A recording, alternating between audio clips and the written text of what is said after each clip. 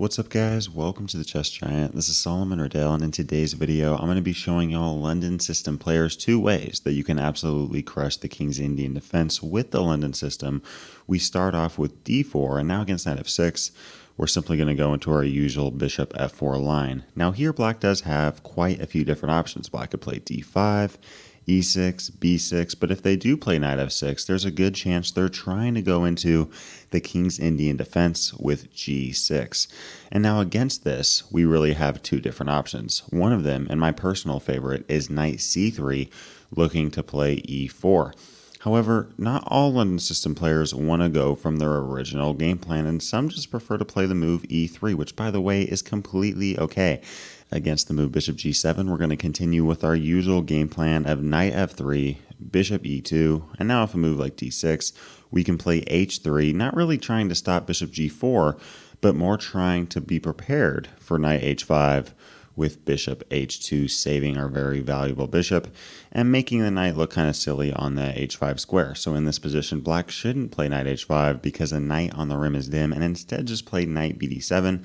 Against this, we can simply castle kingside. And now against a move like rook e8, play a move like c3, forming our pawn pyramid from b2 to d4 and f2 to d4. A very solid position for white in this position. Now guys, this position has been seen a ton at the master and grandmaster level, and white really does perform well in this position. Some of you may be wondering, why doesn't black just play the move e5? And honestly, this move makes a ton of sense. Black literally goes into the King's Indian defense with fiend shadowing that bishop, putting their knight pair on d7 and f6, pawn on d6, and a rook on e8 in order to prepare that e5 move, but it turns out that this move simply loses a pawn. Some of you may be thinking, wait, what are you talking about? I mean, we take the pawn on e5, and after d takes e5, we have two attackers and they have two defenders. However, in this position, we're able to take that pawn, and then once the knight captures back, distract the rook from that knight on e5 by capturing the queen. And now after rook takes d8, we snatch that knight off the board, and all of a sudden, you're up a pawn at move 12 against the King's Indian defense. I mean, against a move like c6, we have a ton of different options here. We can play things like bishop d4, knight a3, rook d1. We're simply playing chess, and we're simply up a pawn. So guys, that's one way to play against the King's Indian defense, just the normal setup of e3, knight f3, bishop e2, castle kingside, h3, c3, etc. You get the idea.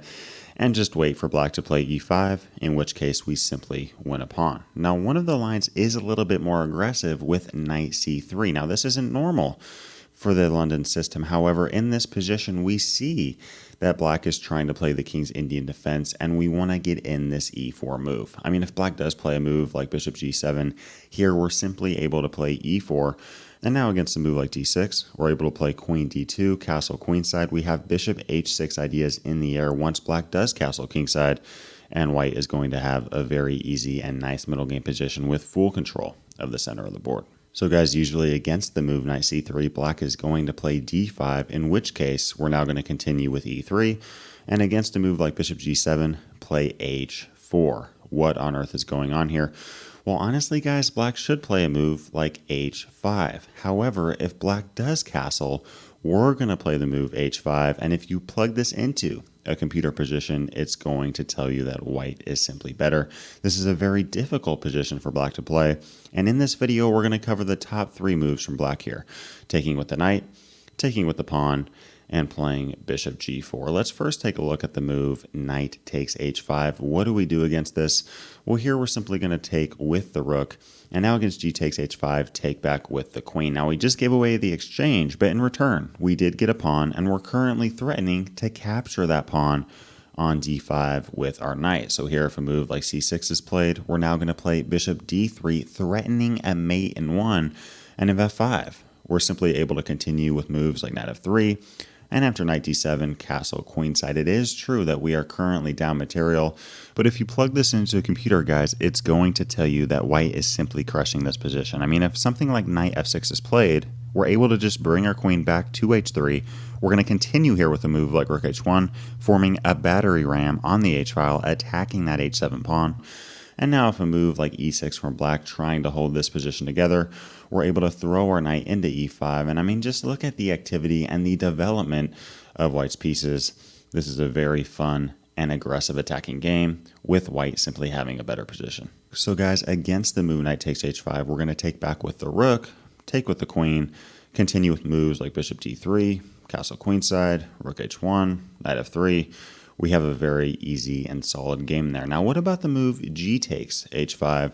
Some have recommended that we take back with the rook, but this is actually a mistake because of bishop g4, attacking both our queen and the rook on h5. Instead, guys, I really think we should just play the move bishop d3. And yes, we're down a pawn, but no King's Indian defense player wants this position. I mean, let's just be honest. If the move c5, we're able to play something like bishop g5, attacking the defender of that h5 pawn, and black can fall into trouble very quickly. I mean, if a move like knight bd7, for example, we're literally able to play knight takes d5, just snatching off that center pawn. Idea being, if knight takes d5 from black here, we have bishop takes h7 with check.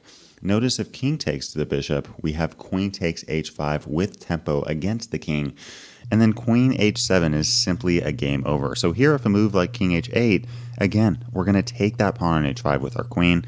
And now if a move like knight f6, we're simply able to bring our queen back to h4, and this position is nearly losing for black. I mean, if a move like b6, for example, we're able to play bishop d3 with check, and then slide our bishop into h6. We have a ton of different ideas, the most dangerous being just taking that bishop off the board and making this king even more vulnerable. And if black takes our bishop on h6, we simply take back with the queen, threatening a mate in one. This game is only going to last one more move.